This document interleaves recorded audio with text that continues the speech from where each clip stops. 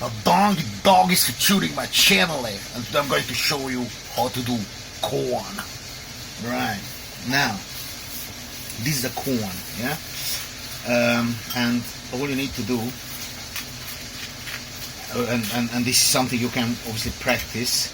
You have to pull the skin back. Now, for people who unexperienced, this is a great exercise without getting into trouble, because obviously these days, even if you whistle like a wolf's whistle, like, you can go into trouble, but nobody can touch you if to practice on a corn. So just pull it back a little bit, yeah. Take this off. Take this off. This should be obviously already gone. Normally it's like here, so in this one is here, but anyway, and then you just pull it back like this, yeah. Make sure it all comes off. Takes a little bit of practice, you know. I'm still in practice, even though, you know, in a 10 years relationship, but sometimes you just have to do what you have to do. But I'm saying this is for young people, a fantastic example, girls and boys. That's the reason I like this corn a lot, because with this you can go either way, you know. And then you just take it off, and that skin goes on the bottom of your bowl, huh? Right, so put it on the bottom, and the corn itself goes then on the top of the skin, but later. Now, there are different ways to do it, and sometimes there is no skin, you know, so you can, depends where you buy it from, you know. If you buy it in a, you know, in the Middle East, and, you know, in the Muslim countries, and from the Jewish, then there is no skin, so they do it without the skin. But if you go more to Eastern Europe and stuff, and even some of the places in Western Europe, there are plenty of skin, so you have to work that skin, yeah, just like this. Pull it up, yeah. And this is also a great exercise to put on something like a don don don don don don don don don. Right. So when the skin is off, then shake it down to get rid of that the bush, put it that way, and then the skin goes again into the pot. So you create a nice layer on the pot. Now, after you have a lot of practice, like me, and you can operate differently. You just kind of open it up, yeah, like this, and you have the same effect. But of course, you still need to make sure you clean it off. So an amazing exercise. Either way, you can also do it this way or even this way, you know, the way you want it. It's completely up to you. If you after you watch this whole video, you will be a professional, yeah. And if it's a bit dirty here, then don't worry about it and put it on the side.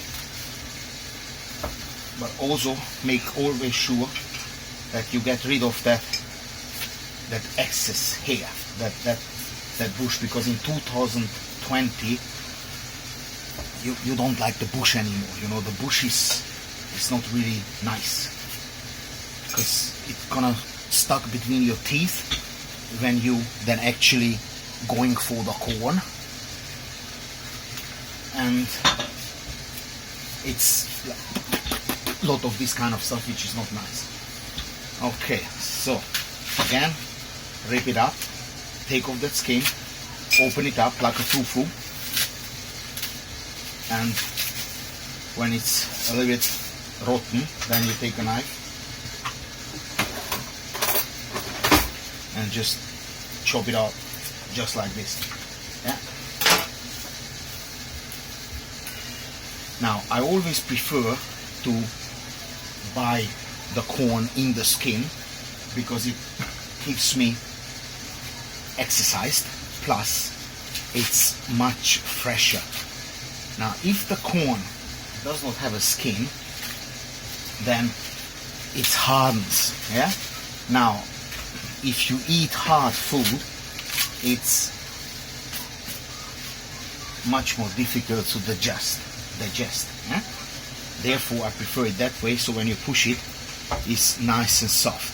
So if you put your bite in it, it's kind of like nice and juicy. Now if there's no skin on it, the air dries it all out, so when you cook it, it's gonna be tough. Right. Okay, that goes all into here. And that created quite a nice little layer here. I just have to pop out just for a second.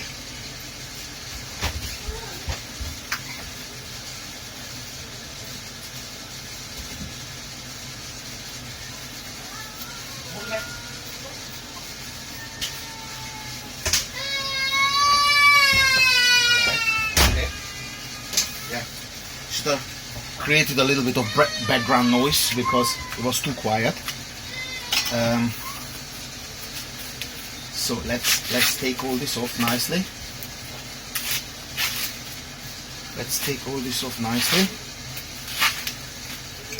And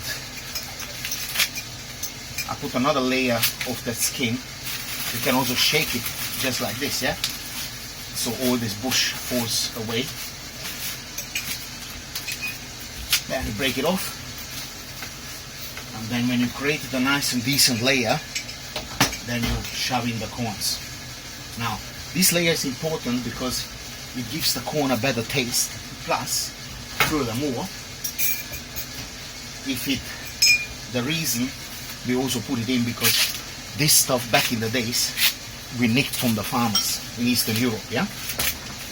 Now if you nick it from the farmers, that means you are up there with a tent, and you only could cook with fire. There was not such a thing as a gas or anything. You collected wood, made a fire, and that's how you cooked. Now, to cook with fire is not that straightforward, because most of the stuff you cook, you burn, because you can't regulate it. And this is the reason we put it in the bottom, because if it burns, it wouldn't burn the corn, it would burn the skin, which then you can throw away, and the corn is untouched. So it's all worked out nicely. Furthermore, it does give a little bit of a better taste, that skin. Right, so almost there. I just don't know how much memory I've got left on this recording device, so I want to get on with it. And if it stops, basically, it's not a big deal. Put in a couple of stock cubes, vegetable stock cubes. Shove that in. Break them down a little bit. Break them down, make bits and bobs.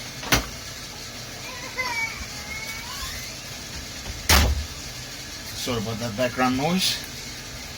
And add this in with the corn. It gives it a little bit of a salty flavor. Right, that's it. This is the second one, and then we're done and dusted. Right, so finally I could switch off that noise. Shove that all in, and then all you really need to do thereafter, just put it full with water.